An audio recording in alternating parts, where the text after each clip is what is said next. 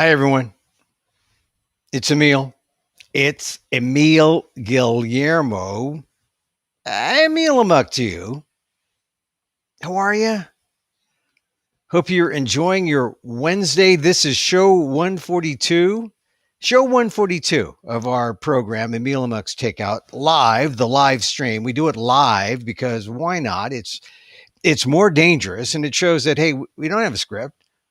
I mean, we prepared. I mean, we read some stuff. We're going to regurgitate and digest what we read. My dog's going to go crazy, and maybe one of the service guys is going to come around and like ring the doorbell. I sure hope not, but we need an audience, right? So, Emil Amok's Takeout number 142, subtitled "What Does an Asian American Think?" Acronym, because we all love acronyms. What that? I mean, yeah, what would an Asian American think? What that? That's how you pronounce it. We fill the void. Oh, yeah, you're joking around, Emil. You're just joking around now. No, I'm not joking around. I mean, really, what does an Asian American think these days? I'm a Filipino. We count. We count. We're like in some places we're like number one. I think we're the number one Asian American group according to the census, or actually according to Pew, the Pew Research Center's analysis of the census data. We were number one in South Dakota and North Dakota, I believe. I mean, it was one of those states where Filipinos were number one. And but look, we are all one, right? We are AAPI or AANHPI, ANIPI hymns, Asian American Native Hawaiian Pacific Islander month, right? That's in May. That's how I got ANIPI hymns. We're just ANIPIs. ANIPIs? This is what I like to call the micro talk show of the AAPI or the ANIPIs or the AAXs, which is a naming convention that I use just to describe us, right? We're Asian American, then fill in your ethnicity.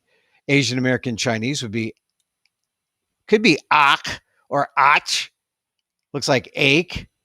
Asian American Chinese Ethiopians would be Ache, I guess, AACHE. Chinese or AAJs, Asian American Japanese, Aj. Anyway, the naming convention works sometimes because we have a hard time figuring out what to call our coalition of people. But the thing is, I just talk about things like we matter. I bring up the news topics. You don't have to be Asian American because all the news applies to everyone. You say, wow, Asian Americans think this. I mean, this is what Asian Americans really think about, or well, one Asian American. But you can say, well, this is how I think about it, and we can compare notes. It's the comparative reality of it all, right? And so today on today's show, and usually I start at 2 Pacific live, Monday through Friday. You can catch it live on the YouTube channel at Emil. If you put in Emil and Emil Amok, 2 words, you can find the YouTube channel, and it's the right YouTube channel because I feature a French pit bull. And it's French because it's wearing a pink sweater. But it's I don't know. It's a central casting dog. It's not my dog. I especially now with all the hubbub about France. I don't have French bulldogs. I like border collies. I like American bred border collies. Those are my dogs. Those are smart dogs, border collies. And I like the California ones, the McNabs. They're my favorite. My Ross McNab. Ross McNab Guillermo, my favorite dog. We had to put him down a few years back. Anyway, that's how you know you're in my YouTube channel. And then you can look at the stuff live, and you can look at all the old old things, previous shows. I just started doing it about a week ago, and this is show number 142. But Facebook, we do most of our stuff on Facebook on emilguillermo.media or my Emil Guillermo Facebook page. That's how you find us. I gotta take some time to tell you how to find us, how you play the game. And then you see it live and then you see it recorded. And then you can say, then you listen to it and you say, look, do I have to see Emil and his gong? Well, thank goodness. Some people used to complain that music he used to play. I don't play the music because since I got out of my closet, that's right. I was a closeted Asian American. When I got out of my closet and I came down to this broader space where I don't have to like knock down suits I don't wear anymore that were hanging in my closet. I just the setup was such that I can't play the music nor actuality as well as I used to in my booth. So anyway, here we are. We're talking about the news. We're mindful about the news. Show 142. This is where you catch us. And of course, amok.com, my website, right? You can follow us on Twitter at Emil Amok, EMILAMOK, and on the website, amok.com. So, what does an Asian American think about what? What that? About what? Well, all right, here are the topics today. Petito Grande, untrumping the UN, COVID Dr. Ken, Emmy's visibility, COVID Vax Americana, a little politics, a little Bonta celebration. It's a birthday for Rob Bonta today, and my sister, my half sister, so I'll just give her a half a greeting today. All that coming up. We're going to all squeeze it in and squeeze it in a reasonable time. These are my meditations. Emil Amok, I'm showing some growth because I'm now mindful about things. So before I strike at something, before I go amok, I pause and I just stare at the camera mindfully to say, do I really want to say that? This is not self-censorship. This is being mindful.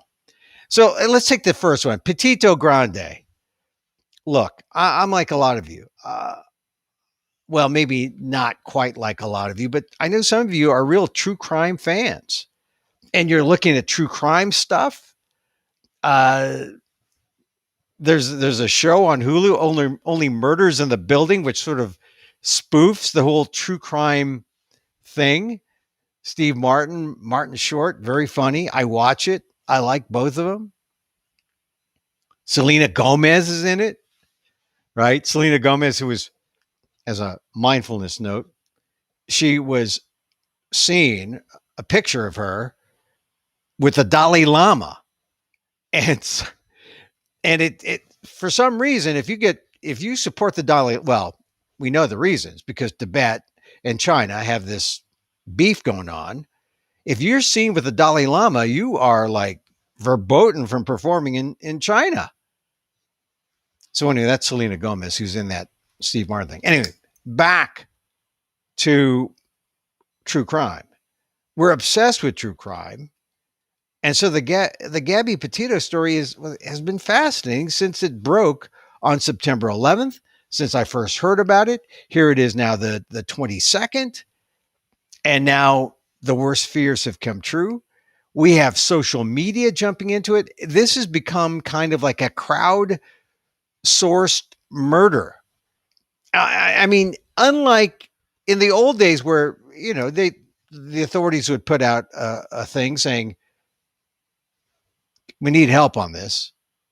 If you know something, tell us, reward, and that was a way to crowdsource. But now, the latest I heard was there's some people coming out saying, hey, we gave that guy, the laundry guy, we gave the laundry man a ride. And now they're searching for the laundryman in Florida.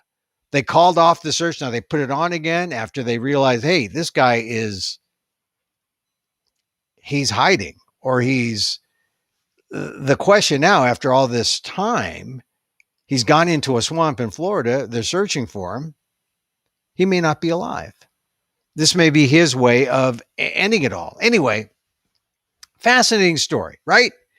And yet, there are people who say, wait a minute, why this fascination over this missing blonde woman, Gabby Petito? I mean, she was cute, 22 years old, girl next door. Father makes a pitch saying, we got to find Gabby. The Brian Laundrie, the fiance comes out and he doesn't say anything. Immediately, people are suspicious. He goes missing. They find her remains. Now they got a murder case. I mean, I can see why people want to talk about it. It's happening in real time. And yet, some other commentators have brought up the fact that, hey, would we be talking about Gabby Petito if she wasn't a blonde, cute American missing? I don't know. If you have been trying to get media time on anything, on any story, you know how difficult it is. If you work for an organization and put out a PR release, or if you are trying to compete for media space, it's not easy getting the media's attention.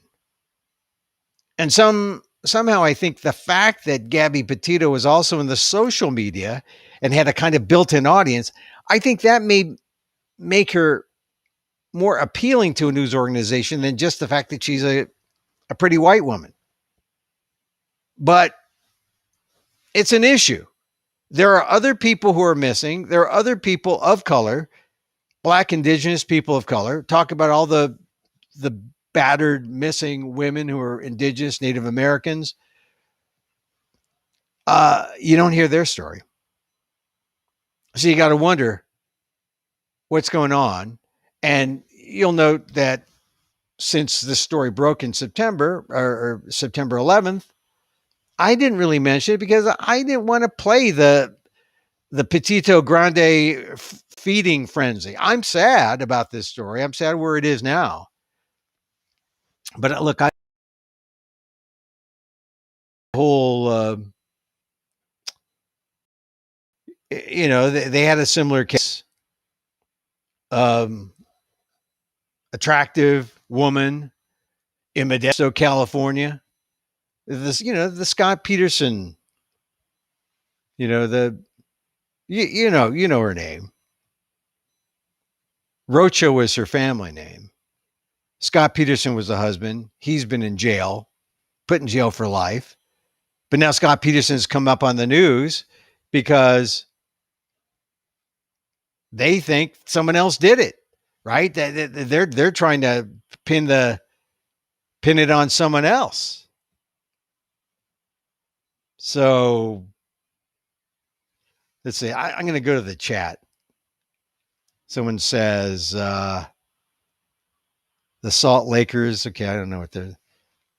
Here's one. Refuses to cover the criminal history of the pharmaceutical companies. Oh, talk about true crime. Okay, that's a good point.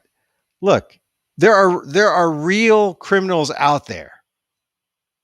I think that news media organizations, they find a story that's emotional. They find a story that has appeal because look, they're looking for ratings too. But I have to agree with the Salt Lakers, who is a person who's appeared on who comes on this chat. That's fine. That's what the chat's for. You can interact. But I've talked about things like Purdue Pharma. I've talked about the crime on this show, at least, about how that settlement, the Purdue settlement, which was an embarrassment, where they are free of liability. It was the bankruptcy courts really protecting Purdue Pharma. Anyway, look, that's another story. I'm just saying, I'm giving Gabby Petito her due now because I was just looking at the Washington Post. Washington Post says that even with all the help that law enforcement is getting, and they've got people in Florida, they got people in Wyoming, they got the FBI. Headline in the Washington Post that was the headline. Let's see, where's the headline? FBI asks public for help finding Gabby Petito's fiance after autopsy shows she died by homicide. And look, frankly, I was talking about this with my wife, and she was saying, "Look, how do you think they solved the Golden State, you know, rapist, case? How do Patton Oswalt's wife, wrote this book. She got podcasters involved. They broke this case. This is how crime is going to be solved in this new digital world where we're all online. This is life. We're going to solve things here as well as in real life. The virtue of the internet. Except to go back to the main point, are we only covering this or talking about it because, not just me, but all the media and all the society, because it was a cute, pert, white, blonde woman at the beginning of her life? People thought that's the reason why the Scott Peterson, Lacey Peterson thing. The memory's working. I remember her name. The only reason we really follow that is because it was Lacey. She was pregnant. She was this pretty Hispanic-y. She was Hispanic. But Lacey Peterson, she looked white to the general population. But people know her. She was, I think, of a Portuguese background from the Central Valley. But she had an attractive look. Boom. Everyone glommed onto her. The circumstances made that story interesting. We're still talking about it. I think, unless they find Brian Laundrie, we'll still be talking about the Gabby Petito story at some point. It certainly has made a dent in our consciousness and in the news. But I just want to put that out there. There are other murders, other cases that we don't talk about. And why not? What is the decision-making process that might border on racism? Some kind of discrimination. Got to get past those gatekeepers. Even when you're missing or you're dead or you're a story, it's a criminal matter, you still got to get past the gatekeepers. All right. Enough Petito Grande. It's a big story. Is it big? Look, I've got daughters about the same age. It's a big story. I feel for the Petito family. And I hope they get a sense of closure. They got to find Brian Laundrie, though. The next topic, untrumping the UN. You know how Donald Trump, when he was in office, just badmouthed the UN. They need to pay their own freight. They're a useless group. He took us out of the climate accords. He just wrecked it for America for those 4 years, establishing us as this isolationist kind of thing. I have to say, if you haven't been following Joe Biden at the UN, that's all right. Look, here's all you need to know, right? It's just the first 3 paragraphs. Biden reasserts role of America in world affairs. That's all you need. A debut address at the UN seeks to use relentless diplomacy to help counter autocrats. That was his big thing. Oh, autocrats, including the autocrat who is now on the fringes here in American politics, one Donald Trump. He was trying to be even more autocratic by stealing an election and by casting aspersions on our democracy. All you really need to know is really the first graphs, right? The David Sanger story. President Biden fighting mounting doubts among American allies about the commitment to working with them. Because that was a big thing. I mean, that's what Trump did. Used his debut address to the United Nations on Tuesday to call for relentless diplomacy on climate change, the pandemic, and efforts to blunt the expanding influence of autocratic nations like China and Russia. That's it. That's all you need to know. Don't beat yourself up that, I didn't really follow the UN. That doesn't mean that you're, admitting to what Trump was saying, that the UN is irrelevant. The UN is still relevant. The UN is very important. and Trump was wrong, and Biden has put us back on track. COVID, climate, trying to follow some of the climate news, though, it's really squirrely. I mean, China yesterday did something about pollutant, this pollutant that they said they were. I mean, all the laws. If you look at climate change news, it gets deep into the weeds. And even when you read some of the things like climate change news, you say, wow, to try to understand this screwy law with politics and money and corporations involved, China does something and you got to wonder, are they really doing something?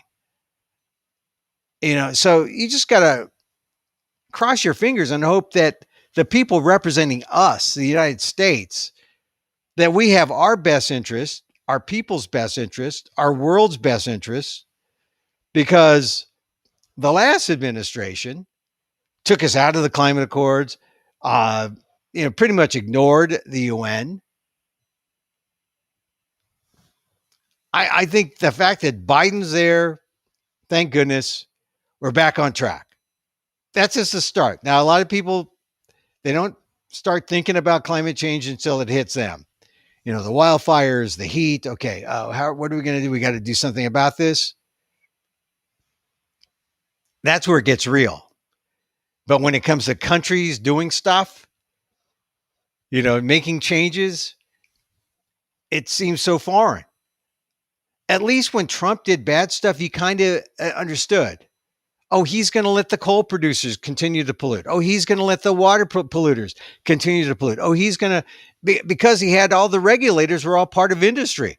So yeah, they were given the green light to come on, let's pollute. Let's do everything. That's the last 4 years. So thank goodness, we got Biden's doing something for climate change and trying to make good with the allies who are wondering, well, just where is America at? Well, this whole thing about the autocrats dealing with autocratic nations like China and Russia. Can you imagine you're an ally and you're wondering, wow, Trump and Putin are really close. You see Helsinki, you see all throughout the Trump years. What the heck's going on? All right, we're normal again, right? We're frenemies with China. We're frenemies with Russia, right? It's aggressive diplomacy in the name of our common interests, right? We're all one world. They're not making any more of it. We got to take care of it. So thank goodness Joe Biden's out there. Look, on COVID, I talked about his speech the other day being Vax Americana, because we need to be vaxxed. America's only like 60% vaccinated now? It needs to be a lot more, like 70, 80% in order to let things work. I was looking at the numbers in California. I kind of mentioned them yesterday. 2.9%, the positivity rate in California. But it could be as high as 6.2% in some areas, like in the Central Valley, 6.2%, 5.8% in Sacramento, but 2.9% overall. So California is doing well. And if you look at the COVID map, California is doing much better. It's the only state that's out of the red. It's now kind of like reddish, but not red like all the other states. So you got to hand it to Biden, because during the whole UN thing, he knows that, look, America can't be, if a third of our country doesn't want the vaccines and we're producing the vaccines, well, we got to do more to get the vaccines out to the world. Because this dawned on me when you look at the numbers. Hey, all those people at football games, all those people at baseball games without masks, okay, great. I mean, if you feel that confident to go to a comedy club, to go to a rock concert, great. But you got to vaccinate the world to really feel good about where we are right now. I mean, you saw Contagion, right? All it takes is some guy flying in from wherever, Africa, a diplomat coming in from Africa, going to New York, going to a restaurant, unmasked, unvaccinated, or maybe vaccinated, but not enough. And then something happens. He goes to a restaurant. He touches something. The cook touches something. You saw Contagion, right? That stuff's real. And then when you track, oh, these people got together at this cocktail party, and these people were vaxxed, but some people weren't vaxxed, and look at how it spread. That's community spread. That's positivity rate. We got to watch out for that.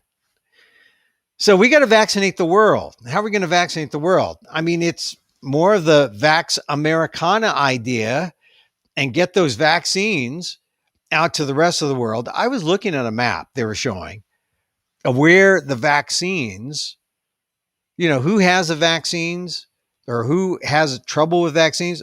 The big trouble spots: Africa, parts of Asia, Vietnam, the Philippines. Philippines is getting by on Chinese drugs. The Chinese who want to take over the Philippines in all those spots in the West Philippine Sea. I don't know if I trust the Chinese vaccine. But, you got to hand it to Biden for being willing to increase the amount of vaccine that we share, that is our responsibility as a world leader that he wants to share with the world. But God, is it enough? Is it too little too late? I mean, the latest news, some says here, according to the Times, some people say that we need more. We're going to need a lot more vaccine than you're putting out. It's not enough. So we're going to have to monitor that. But that just if you're walking around trying to understand what's going on, and before you think that, hey, we're home free, because if you look at the spikes and where we are case wise, we're not home free. We're like almost equal, just a little below where the peak is. I mean, so we're not the Himalayas. We're like the Sierra Nevadas. You feel good about the charts, about the death charts? 670,000 plus dead in America, much of which could have been avoided. The biggest death toll since, 1918. It's, we got to do more. So suddenly, Vax Americana isn't just us, it's the world. We got to vaccinate the world. One of the things about doing a show like this online is that there's a lot of misinformation here. But look, I'm not saying don't get vaccinated. I'm saying get vaccinated. I'm sort of the antidote to all the shows that say, oh, I'm suspicious. I don't really want a vaccine. Get vaccinated, please. Dr. Ken Jong, who I wrote about on my my ALDEF column, Asian American Legal Defense and Education Fund.org/blog. He was at the Emmys, and he was kind of like the Asian American. He's the Asian American of the moment now. Ken Jong, by virtue of being Dr. Ken, by virtue of being the mass singer. I guess that's like a COVID mask too. I'm saying he's got the right message. The mass singer. Yeah, that means he wears a mask. He believes in masks. Masking. It works. He was on one of the late shows, the one with James Corden. And he was doing his thing. He's spreading it out on Twitter. I retweeted it on my Twitter page at Emil Amok. Dr. Ken's a smart dude. He knows it's better to be a comedian than a doctor. But hey, you're smart. That's good. What's one of the bennies? I'm a smart comedian. Goes back to my old saying. All the smart people want to be funny, and all the funny people, they want to be smart and serious. And that's why Jon Stewart's back with a talk show talking about problems, right? Funny people want to be serious, and serious people, news guys, want to be funny. That's my theory. So Dr. Ken has the best of both worlds. He's a doctor who's like slumming slumming in the comedy crowd.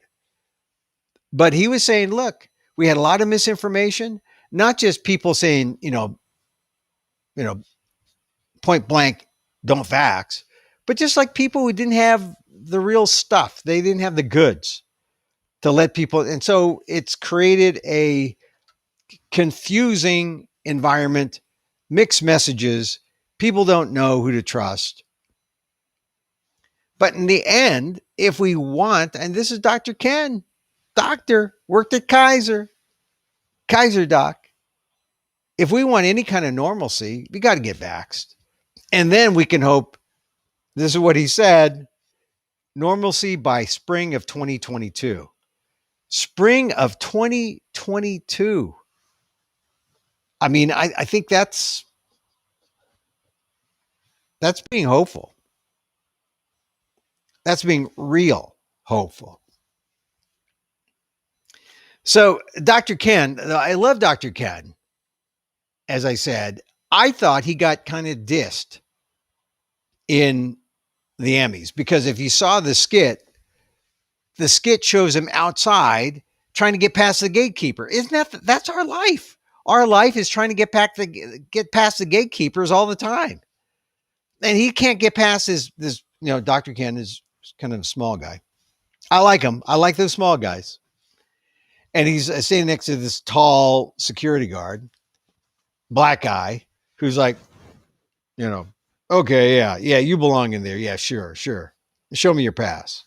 And, he's showing this Vax card. And then finally, it's a joke. He brings out the card that announces the next winner, next category. Ha, ha, ha. Like I said, a little too close for comfort, right? Because that happens. People see you. You're an Asian American. They say, you belong here? You got the right show? Don't you want to go on the Sunday morning news talk show? I mean, is that your show? You don't mean the Emmys, right? I mean, you really are a doctor, right? Yeah, I mean, you're not the guy in The Hangover who took off his clothes. Because I saw the movie. He's really big. He's big. But you're the same guy. See, that sketch, it's almost too true. It still hurts. And look, I bow down to Dr. Ken. I think Ken Jong, he's our guy for Asian Americans, right? He's a serious guy doctor who became, he's slumming in the comic world because as he gets his audience, he gets the money, he gets fame, acclaim, but he also knows, hey, he's got to be responsible. So he goes on shows like The Corden Show and talks about, hey, get vax. That's how we're going to get back to normalcy. And then he does drug ads, yeah, I had this problem and I'm Asian American. I'm better now. Yeah, there's so many drug ads now, legal drugs, right? And then they don't tell you what they do, but you can hint at it. You can get a hint. Like you see a drug where it's like two gay black men kissing and this drug is helping their life. And it's not an aphrodisiac. Well, you must be something on, HIV or something, some kind of thing that helps as an antidote that it improves their life. I mean, there's all those kind of commercials now. Anyway, Dr. Ken's our guy. I was just backing him up. I'm just saying Dr. Ken should be revered. He is like the number one Asian American guy because he's serious and he's funny and he took off his clothes on The Hangover. I need to repeat that so that, to give Dr. Ken some street cred. I mean, so we can identify him. Oh, yeah, that guy. I like Dr. Ken. I like his stand-up too. His stand-up's very funny. All right. Visibility. But here's the thing about that column I wrote on the Aldef blog.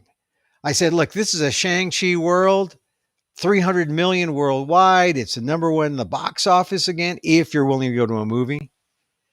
The Shang-Chi, and so in film and TV, we got Dr. Ken, we got Shang-Chi. We are visible. Asian Americans are visible.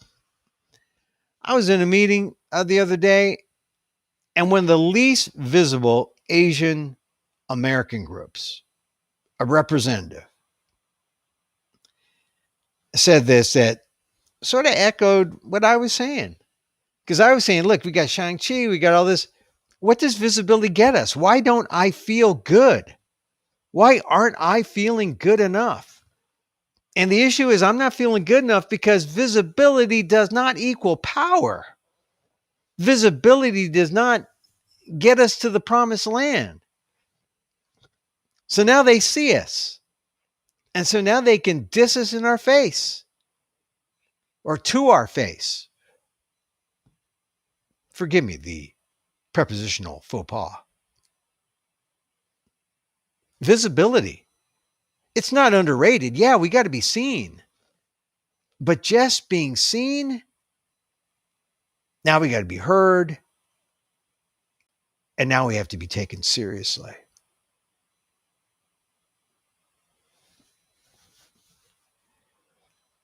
We talked about Vax Americana. I saw Biden's speech where he said, hey, federal government, get vaxxed. Employers, 100 employees or more, vaccination. Vax America, that was the first time, hard line. That's about like 10 days ago, right? But now, sharing the vaccine with the world, that's real Vax Americana. I mean, it's borrowed from that, after World War II, America was in power. America was going to use its influence and its might to be something, to guide the world. We got to have that kind of leadership now. And that's when I hear Vax Americana, that's what that means to me. Let's hope. Let's hope we need that. All right, on the political front, okay, so Biden's fighting that with the UN, and he's got, all the Trumpers, sniping at him. He's meeting all this afternoon with all the different factions of the Democrats, the people who are far right of me and the people who are far left of me. I mean, I look at myself as kind of a centrist, maybe a little more left leaning, but I think it's right that we need to get things done. And if we want to pass all those items on the Biden agenda, my God, we got to work. We got to work together. The moderates, they're upset about how much this is going to cost. They want to vote for infrastructure, but they don't like some of the soft infrastructure, the social infrastructure. Some of those things end up costing. They want to know why. Obamacare, childcare, education. Those things are important. So I don't know how this is going to work out because Biden's meeting with all of them, and some guy, Steny Hoyer, I think I heard the quote, who's a moderate. I lived in Maryland. He was my congressman. He said, I hope Joe Biden's the secret sauce. Hey, I hope he is too. He's got to bring us together. The way I see it is politics, the game has changed. Now we got to annihilate our opponent, right? That's the way the Republicans play it, right? Zero sum. Here's the issue. We go at it. I kill you. You're done. I ghost you. But hey, there are other issues. We got to work together. Okay, so I can't ghost you just on that issue. But when you're dealing in that zero sum, I got to annihilate you kind of game. Not good. Maybe the better analogy is, look, I was a soccer coach. Class C, youth soccer coach. The difference between traveling team politics and rec team politics. Traveling team, yeah, you go for it, right? You're going to kill them, right? Yeah, show no mercy. It's traveling team. Come on. You got the best players against the best players. But maybe we need to look at this more like rec league. to the kids in the neighborhood. We're on the same team, really. We're on different teams for the rec league, but then after the game, we're going to the same soda shop. We're going to see each other later on Main Street. We got to live and work together. We need that spirit. That kind of spirit more than I'm going to kill you. I'm going to like smash you. Rec league politics. And I'm talking about the Democrats amongst themselves. I'm not talking about the Democrats and the Republicans. I'm talking about the Democrats and amongst themselves. They've got to look at this as we're playing rec league ball. That's the kind of politics we need. Now, I'm on Facebook. I'm on emilguillermo.media on Facebook. We're also on our YouTube channel. So we're like putting this out in all different places.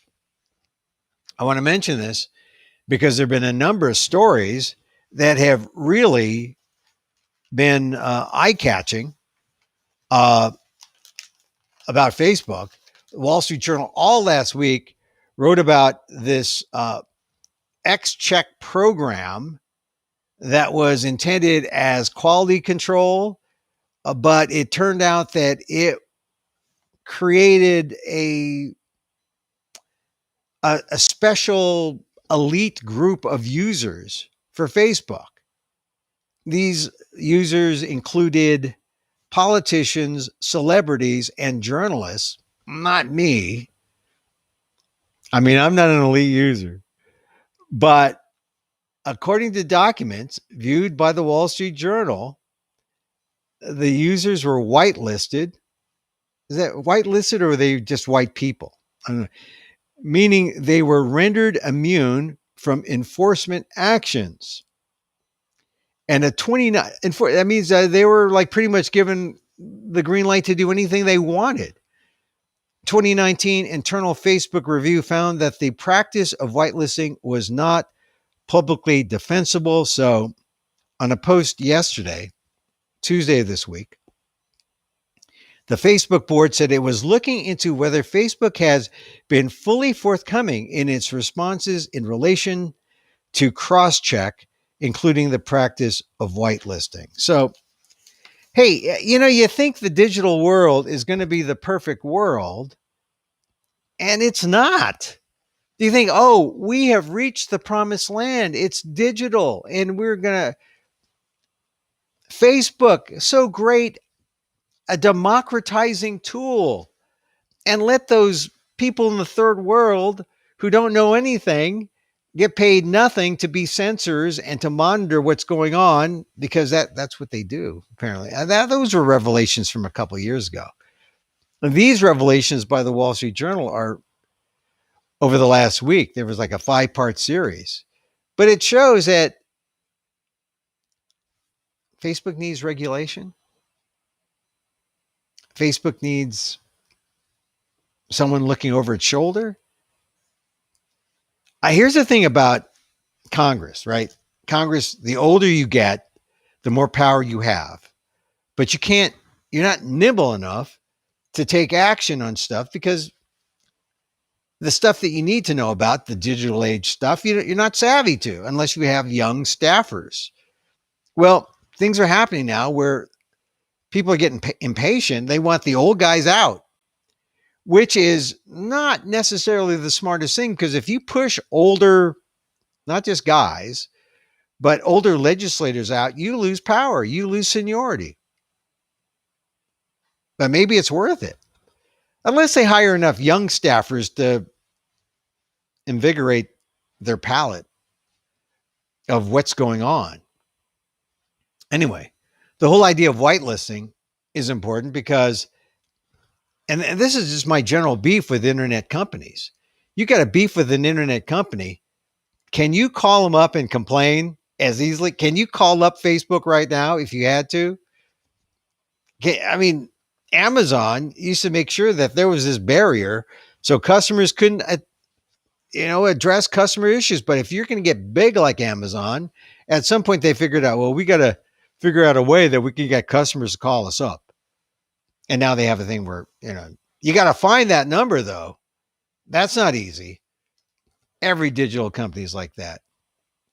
Because every digital company, while they're on the forefront on a lot of things, have set us back on other things like unions and employee rights and consumer rights.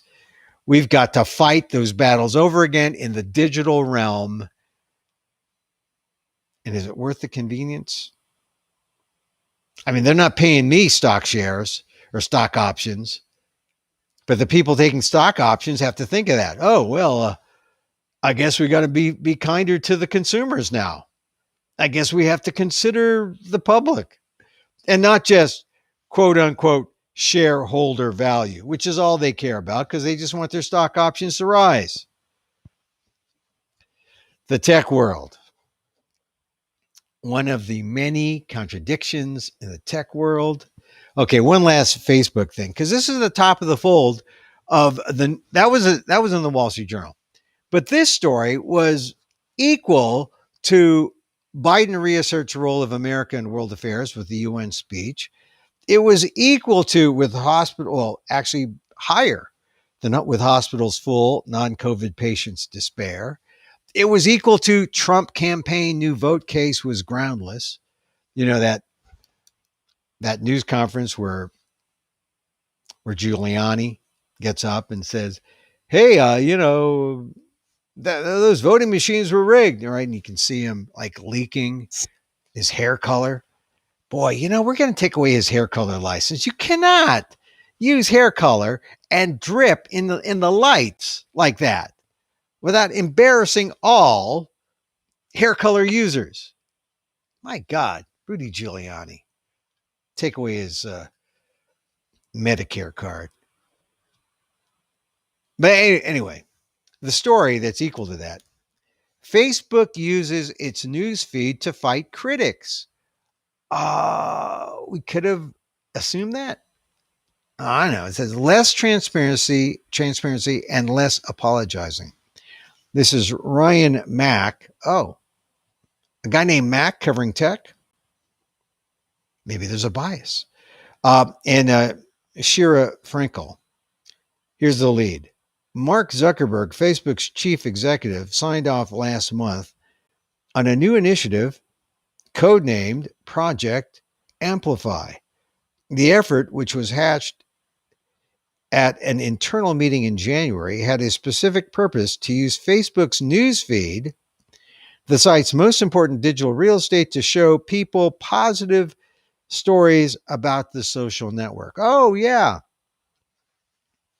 Let's just, every time someone praises us, yeah, Facebook, it's enabled Emil Amok's takeout. Let's see them do that.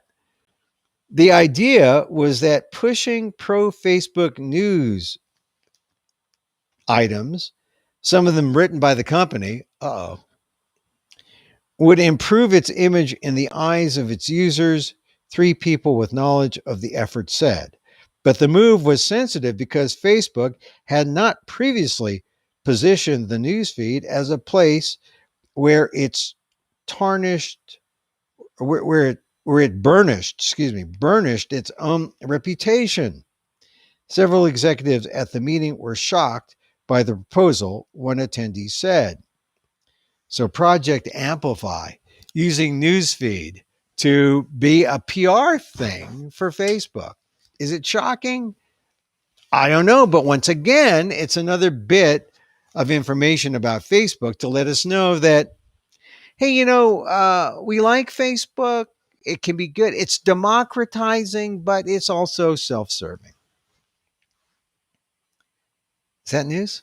Yeah, we need to know how Facebook acts. The whitelisting, the Project Amplify, it's all coming out. And what does this mean? It means some young staffer in Congress is going to clip these articles, give them to their aging boss and say, we got to do something about this. It's coming. It's coming. All right. Lastly, some birthdays are in order. Today is Rob Bonta's birthday. I don't want to give away his age. I don't even know his age off the top of my head. But all I know is he's AG. He is slightly younger than me. He grew up in the Central Valley, and in the sort of the shadow of Cesar Chavez. He's Filipino American. He got a break. He plays soccer. I know he plays soccer. His wife Mia. Oh, they both went to Yale and Yale Law School, I believe.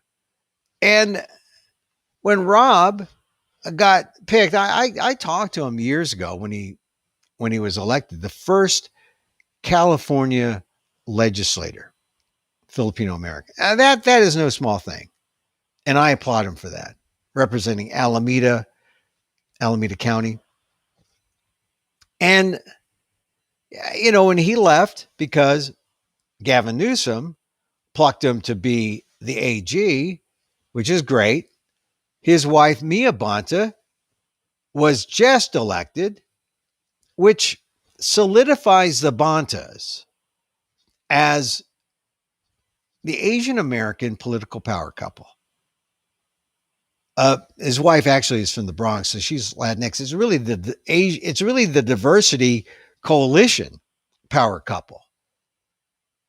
She's going to carry on in the assembly district. He is AG. That's power. In Northern California, Mia Bonta succeeding her husband. And Rob Bonta, the fact that he was really the entree for Newsom during the recall effort. Not that Newsom needed entree into the Asian American community, but doesn't it help when Newsom talks to the Asian American community and he has the highest ranking Asian American official that Newsom appointed to the top post, Attorney General, and he has Rob Bonta out there talking about how great, how important it is to vote for Newsom. Bonta did some heavy lifting. And not really heavy lifting. He didn't have to, but he's an important point person, not just for Filipino Americans, but for all Asian Americans. So you got to hand it to Rob Bonta. He's playing his cards right. He's still in his 50s. You got politicians who are still at the top spot being president, running when they're 70 and 80. I mean, if Joe Biden runs for a second term, my goodness, he'll be getting out when he's in his 80s. Politics, if you have the stomach for it, and it's really the personality. It's a long tail. It's a long tail career. He's in his Rob Bonta's in his 50s. He's not going anywhere. But he's got to run again. Once he's appointed, he's got to run again almost immediately for AG. He's got people out there gunning for him. So it's tough. But if you go to my ALDEF column, aaldef.org/blog, and just search for Rob Bonta, he's a golden boy. He's the Asian American golden boy. He's got the luck on his side, and he is really at the forefront of creating Asian American coalitions, which is important. His wife, who I believe is Latinx from the Bronx, New York, he is doing something at the Central Valley on Larry Itliong Day later on in the month, trying to tap into that Latinx or that Mexipino, Filipino, Asian American, the same power that brought the labor movement in sync with the civil rights movement in the 60s with the grape strike, right? UFW. He's trying to tap into that. And that's really the future of California politics and the future of our national politics. I mean, Asian Americans are still a relatively small minority, 6% in the nation, but 15% in California, I believe. I don't know precisely, but we're less than it's the rankings are white, Hispanic, then Asian, and then black. We need to work together if we are going to be successful with any of our agenda items. We got to coalesce. Coalesce. So happy birthday to Rob Bonta. Finally, happy birthday to my sister. My sister. Half sister, actually.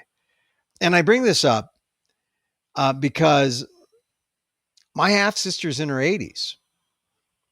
And this, if you are Filipino American and your father came in the 20s, this is your reality. You know, it was a bachelor society. As politicians like to say, mistakes were made, but sometimes good, glorious mistakes. I mean, I love my half sister. I mean, we're not as close as we used to be when we were growing up. Actually, she was.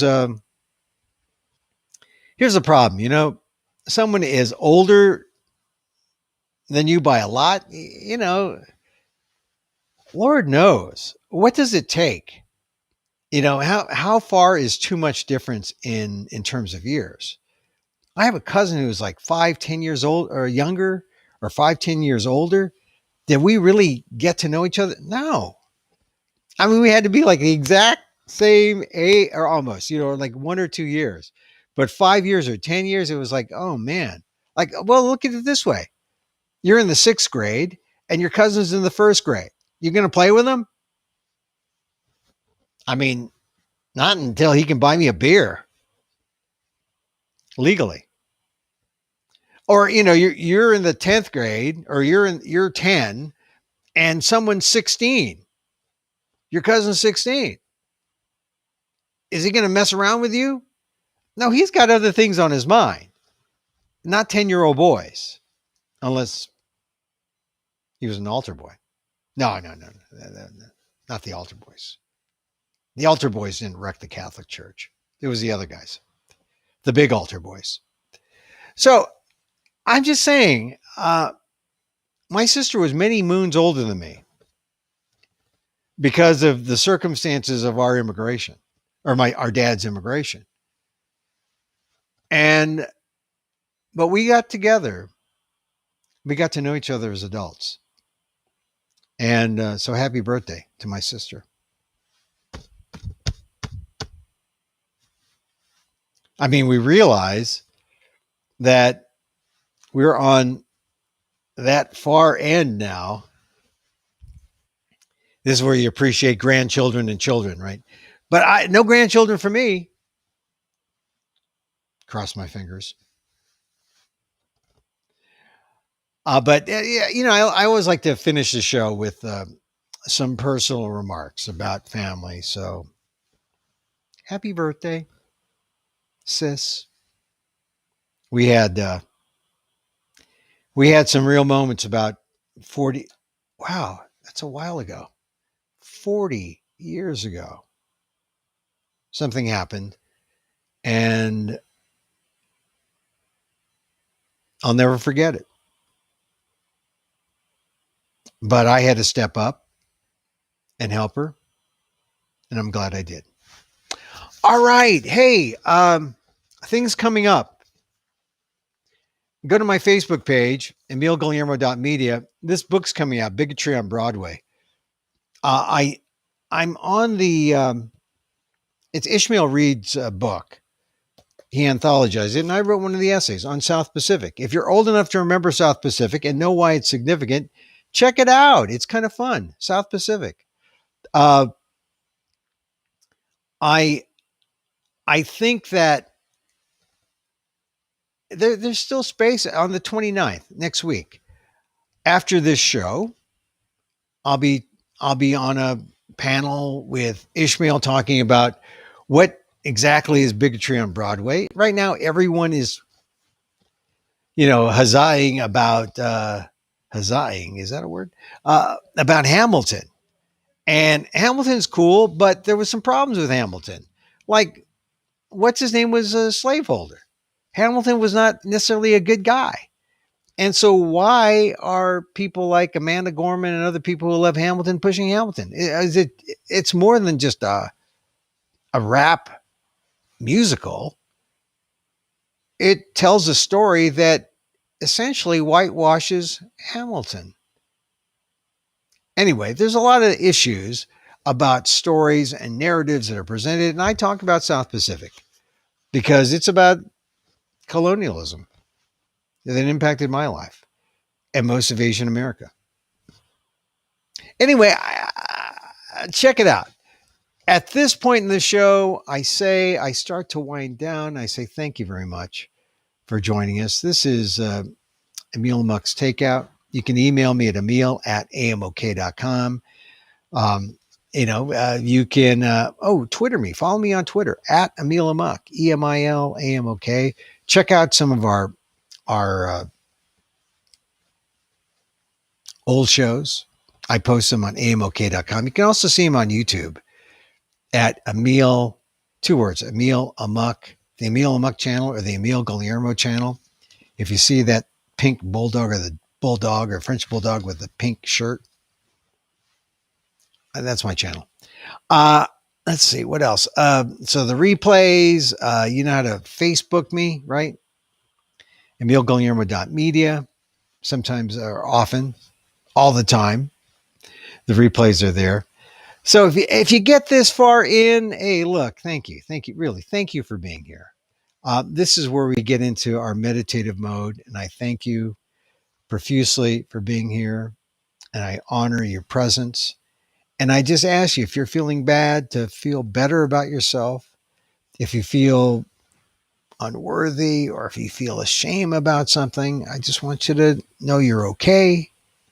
You're worthy. Walk through that door of shame. It's all right. You're worthy of love. Sometimes you just need to hear that from someone who is non-judgmental and just willing to say you are enough. So thank you again, huh? Till next time, tomorrow, 2 p.m. Pacific, I'll be here live. Emil Guillermo here. Mahal